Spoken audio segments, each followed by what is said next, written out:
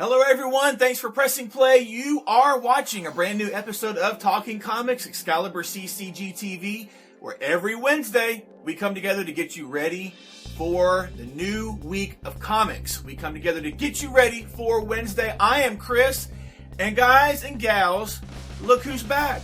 It is Randy. Who? Where? This guy right here, this guy.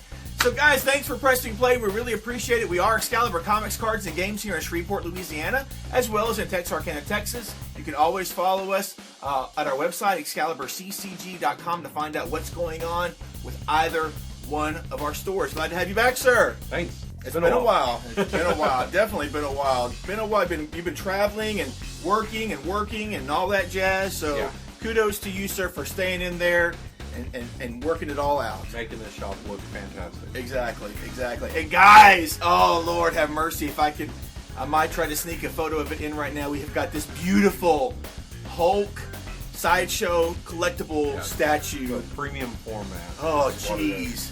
It is beautiful, man. Yeah. It's just, it's a beast, literally. Yeah. It's huge, it's beautiful, it's articulate. There's so much detail in it. I'm going to try to sneak an image and drop it in about right here or so. Brad would be so kind and let you see that it's just beautiful. So all of our locals or anybody else interested, give us a call if you're interested online. We can make it happen for you. A couple other things here real quick. We have some local talented people that are putting out their own geek magazine. It's called Geekdom Magazine. The newest issue is out by Sean Green and JT Johnson. It's all about, it's a local geek magazine for the Arklatex area for the most part. Free. Completely free. Randy and I are in it. Several other cosplayers and other geek culture people here in the area are in it as well.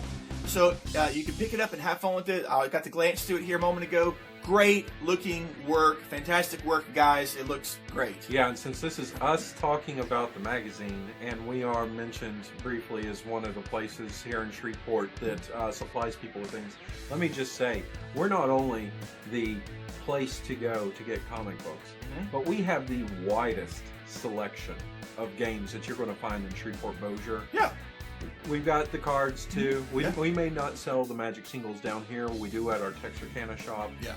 We've got it all, guys. We're not just a comic shop. Let me, in case you're kind of getting that idea, we are comics, cards, and games. Exactly. We do it all. That's right. And more. So, and I'm quite proud of that because we have this place stacked full of stuff here for you. So, I wanted to point that out because I was looking at it, I was like, he makes it sound like we're just comics. We're more. What our show, what you see is comics. It's comics based because that is something that is what predominantly comes out every year. Sure, exactly. You don't have these rows and rows and rows and rows of toys. Exactly. Or games coming out. There are those that come out, and we do get them in. And if you would like us to focus on something, let us know. Yep. We will. Yeah. We did early on. If you go back to our earlier videos, we used to focus on new things that came in the shop. Exactly. So, yeah, just wanted to let you guys know, we are awesome. Sorry, I have to agree with Randy. There we go. And also, Randy gets to meet folks all the time who watch the show and are local and come into the shop. I got to meet Charlie this past week, so shout out to Charlie and his son. He was telling me how the show has helped him get back into comics and also how the show has helped him in a small way to do stuff with his son because they both share the hobby together and they watch our show together. Yeah. So they were just back in today. Exactly. Oh, awesome. That's awesome. So nice to meet you, Charlie. Shout out to you, bro. Hope you enjoyed this episode. And shout out to your son as well. So thanks for being a viewer. Thanks for all of our subscribers. We have smashed past the 800 subscriber mark, and we're still climbing up, and it's all thanks to you. So thank you to all of our YouTube subscribers, iTunes subscribers, and Stitcher subscribers that listen to us on those audio platforms as well. So guys, that's some of the preliminary stuff out of the way. We have a ton of stuff to cover because there's a bunch of new number ones and a ton of storylines, which we haven't had in a little bit. Yeah. So what's crazy about the number ones is it's not all Marvel. No, it's not all Marvel. So there we go. They've gotten the bulk of their stuff, I think, out of the way with number ones. They'll still have some coming out, but the mass bulk of it. So we still got some scragglers coming on. Speaking of Marvel, let's go ahead and dive into some new number ones, and we're going to go ahead and start that off with Scarlet Witch #1 hitting this week by James Robinson, and this first issue drawn by Vanessa Del Rey. This book is going to have rotating artists. Each, of course, obviously each issue will have a different artist. This focuses on the fact that in this world that Scarlet Witch is in, witchcraft is broken, and she has taken it upon herself to journey across the globe and fix it. And all the while she's doing that, she's having success with doing that, the one question that still remains and lingers in the back of her mind is who broke it in the first place. So James Robinson will explore that scenario with this series. Take a look at that. Vanessa Del Rey on board for the first issue. It's going to be some fantastic artwork. Scarlet Witch #1. The most highly anticipated book to come from DC Comics and IDW that is not The Dark Knight 3 is Batman Teenage Mutant Ninja Turtles #1. Now Exactly. this is a mini-series here. Yeah. And we've got James Tynion and Freddie Williams teaming up on the book. What we're going to get is somehow something's happened, and I guess a portal is opened up in which the Foot Clan, everybody are delivered into Gotham. Yeah. And so it is the pizza-eating cool dudes, Tubular, Bossa Nova, Chevy Nova. Anybody who remembers the original movie remembers that. The Ninja Turtles are going to find themselves teaming up with the Dark Knight himself to take on the Foot Clan, Shredder, and probably many villains that they will be teaming up with as well. So it's going to be a cool little thing here. Lots of people are excited, and they've been waiting for this for since they announced it, I think, at San Diego Con. Yeah, so exactly. It's here. It's here. This is the week. This is the week. Also, guys, from DC Comics, primarily, we have new Romancer #1 by Peter Milligan and Brent Parson. This takes a look at a young lady that's fired from her cushy job in Silicon Valley. Her name's Lexi, and she goes to work for an app, a software agency called New Romancer. They're an internet dating app, and they've seen better days, but she comes on board and she decides to help put some new life into the system by creating profiles of historical people that are known for being lovers. And what happens is she ends up creating the ultimate greatest lover, Lord Byron. Online dating meets courtly love in this romantic comedy series that's going to be coming from Vertigo Comics. Yeah. So be sure and check that out, guys. A different take on dating online. So there we go. I'm excited about the next one from Boom Studios. We've got Snowblind #1, this 4-issue miniseries here. Not sure exactly who Ollie Masters is, but Tyler Jenkins was the artist on Peter Panzerfaust. Okay. And it looks like he's painting this. It looks painted. It looks nice, whatever this is. Or maybe that's just the covers with it. But the whole concept with this book is that there's this teen, Teddy, who lives in Alaska, does an innocent thing like putting his dad's face on Facebook. Right. Only to find out that his dad and his whole family, himself included, are part of the witness protection program. Yes. And now there are some very deadly, ugly men that are going to be hunting them down because of this one innocent little thing that he did. Exactly. I love this concept. Yes. I'm wanting to see what happens with it. I was surprised by it as well. I was like, what? Yes. So there we go, guys. Another one to check out. Precinct #1 from Dynamite Comics. This is by Frank Barbiere, who's done Five Ghosts.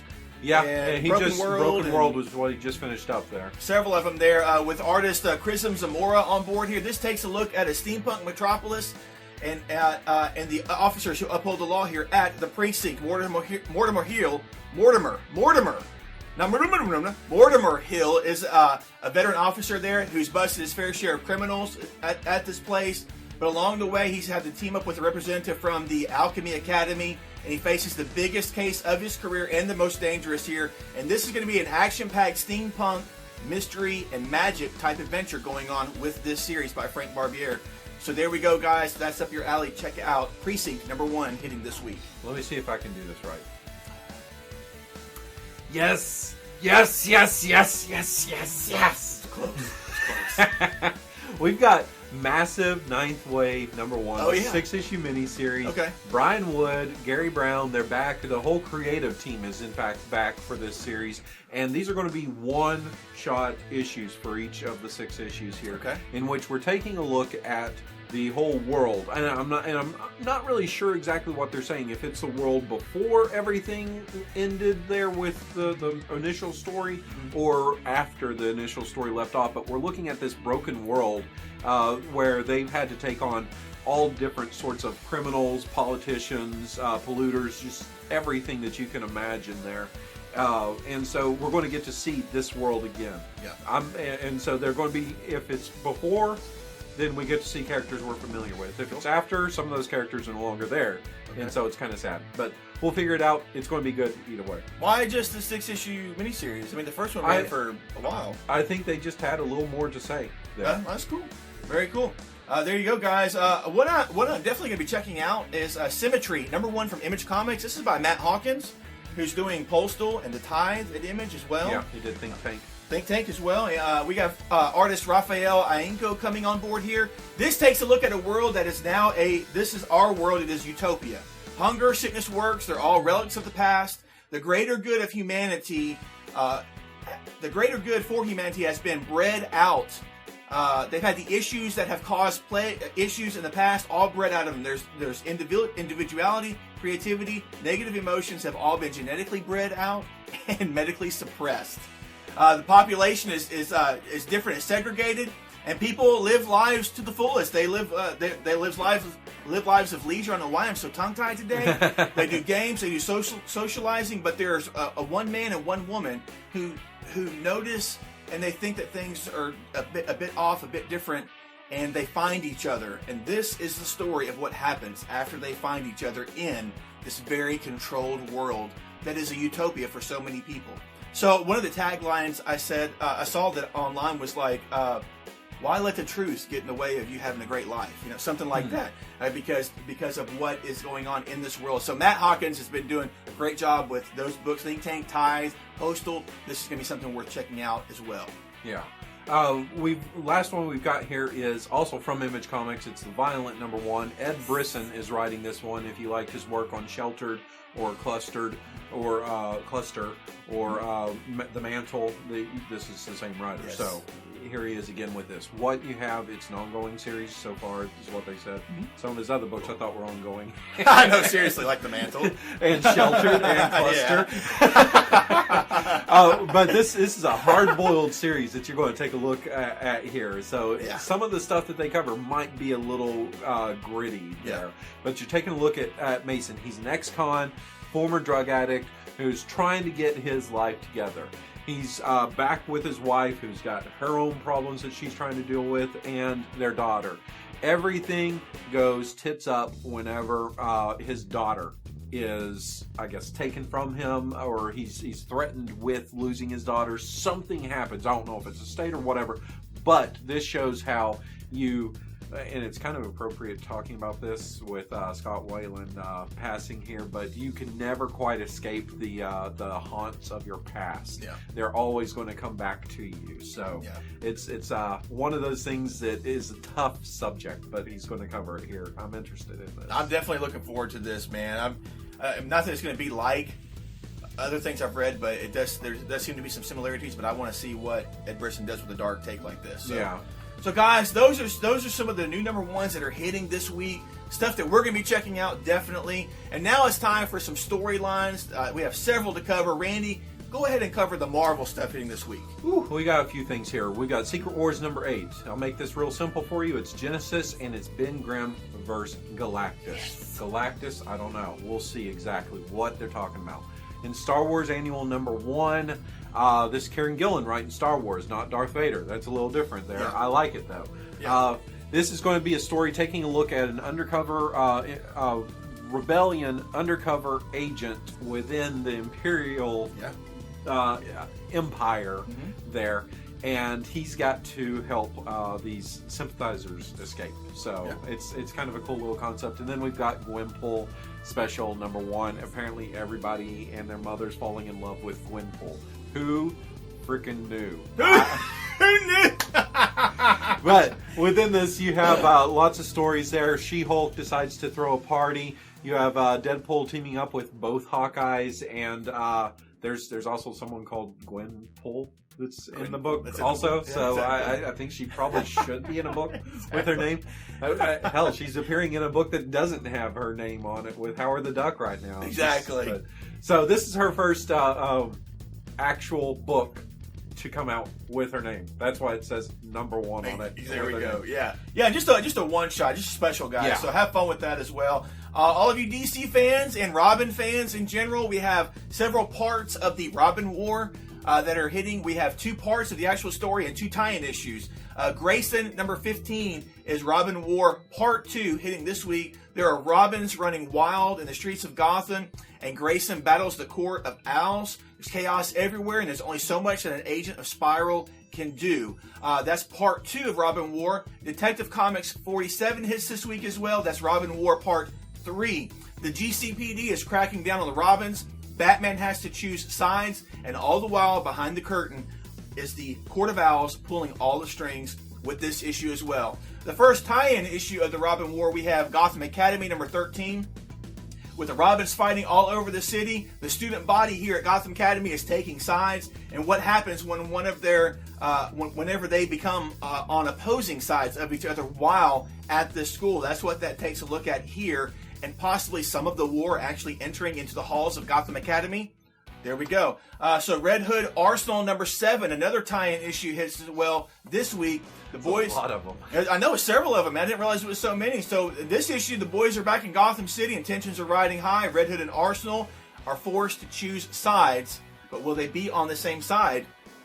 That's what we find out with this issue. It looks like it's brother versus brother as the Robin War continues on with this issue. And another DC one to cover here real quick. Justice League Darkseid War Lex Luthor issue. Lex Luthor now has the power of a god.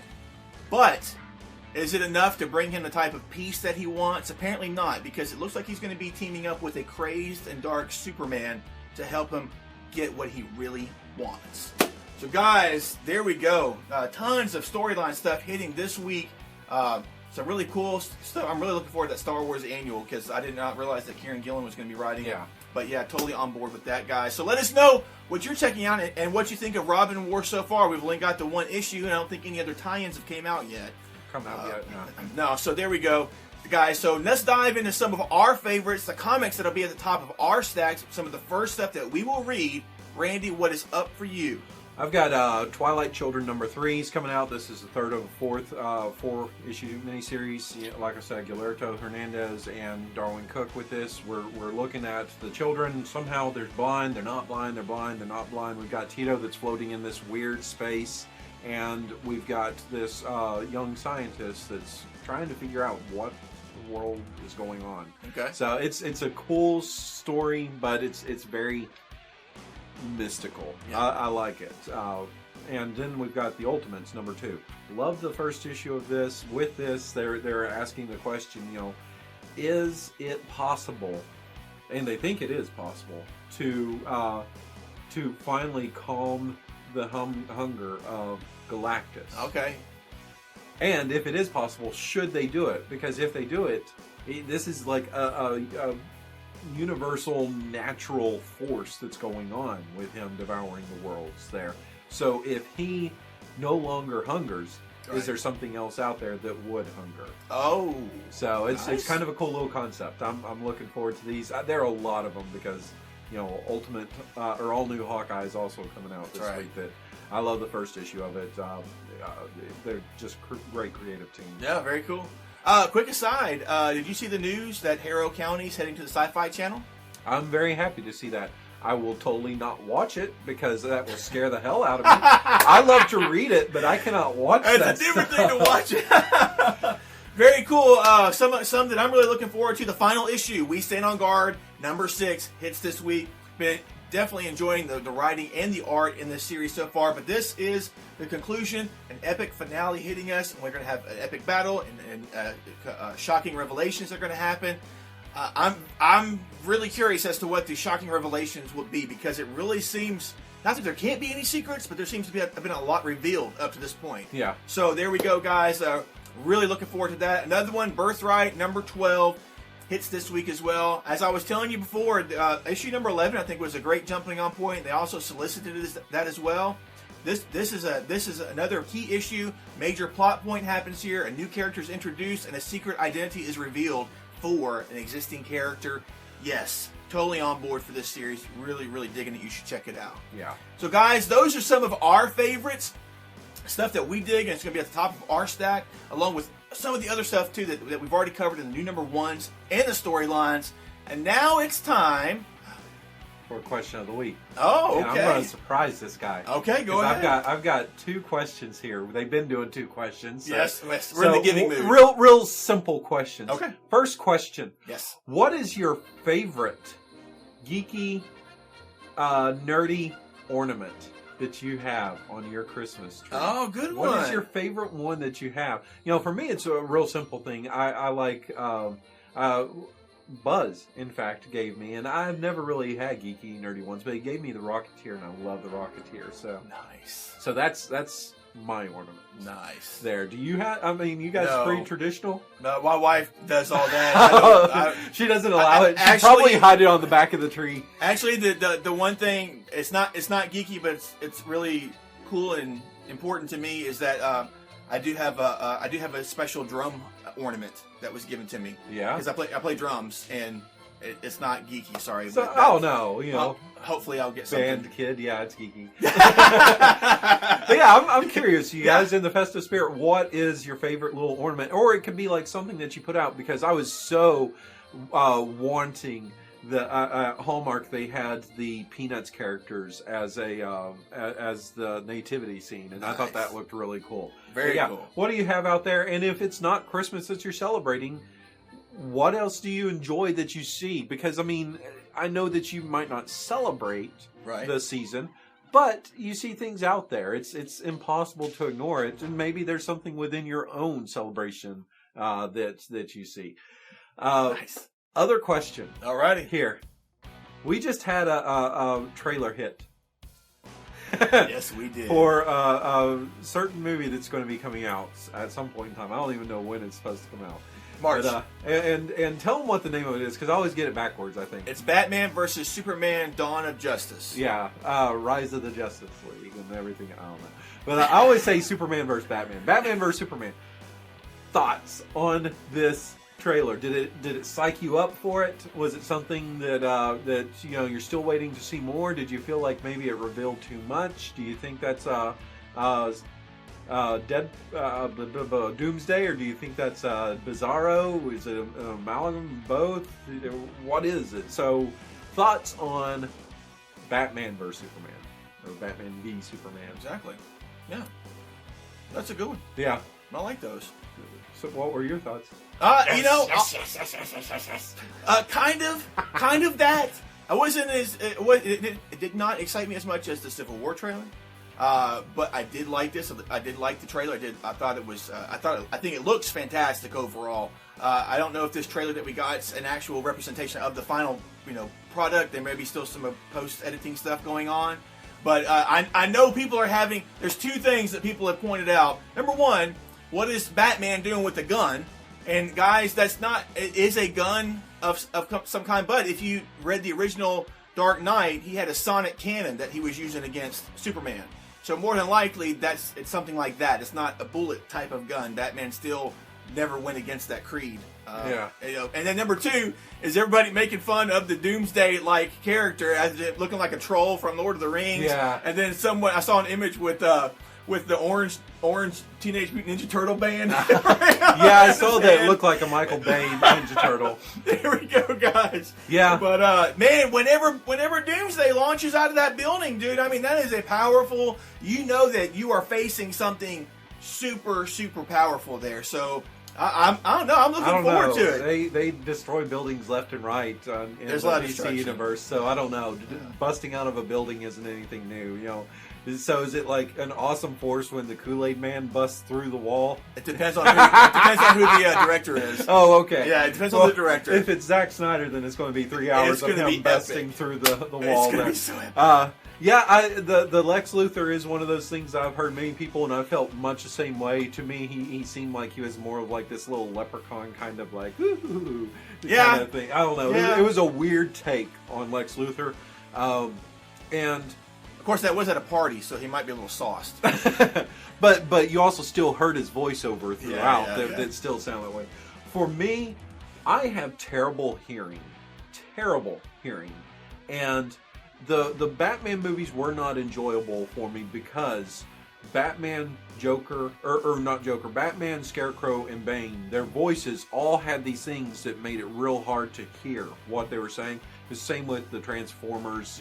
I just don't enjoy movies when they really mess with the voices and it's not clear for me to hear. Sure.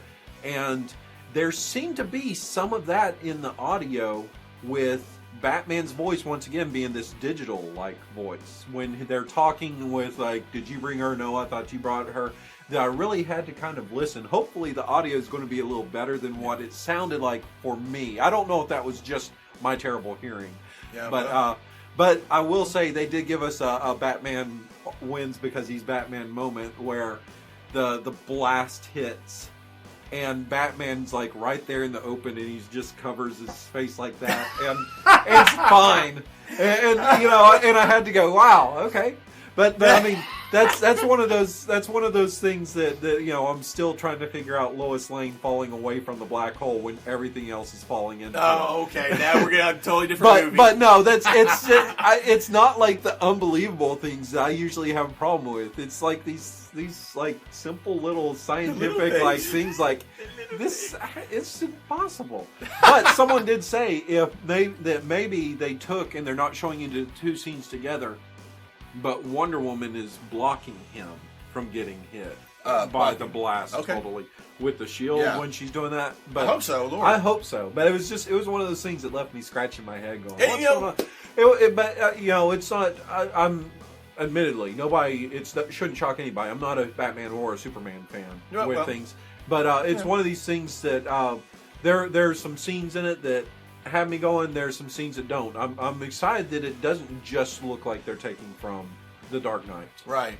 But they're actually turning it into like you butt heads and then you team up, and that's a classic comic book trope there. Exactly. So I like that. That's continued on into all these big budget movies too, Yeah. Oh, they did it for 30 seconds in the Avengers film exactly at the very beginning, and then it was done. And exactly. And then also, hopefully there will still be another trailer or two that will drop between now and then because I don't know if they're going to show it in a trailer, but we still haven't seen Aquaman.